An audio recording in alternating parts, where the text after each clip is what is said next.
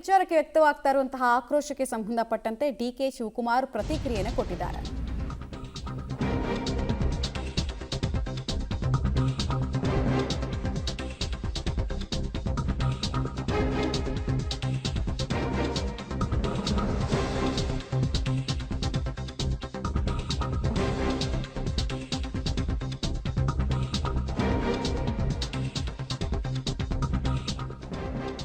ಮೊದಲು ಬಿಡದಿ ಟೌನ್ಶಿಪ್ ಮಾಡೋದಕ್ಕೆ ಹೊರಟಿದ್ ಯಾರು ಅನ್ನುವಂತಹ ಪ್ರಶ್ನೆಯನ್ನು ಕೇಳಿದ್ದಾರೆ.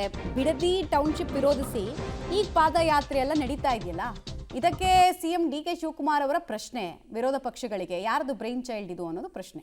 ನಾನು ಯಾರಿಗೂ ನನಗೆ ಸದ್ಯಕ್ಕೆ ಉತ್ತರ ಕೊಡೋಕ್ಕೆ ನಾನು ತಯಾರಿಲ್ಲ.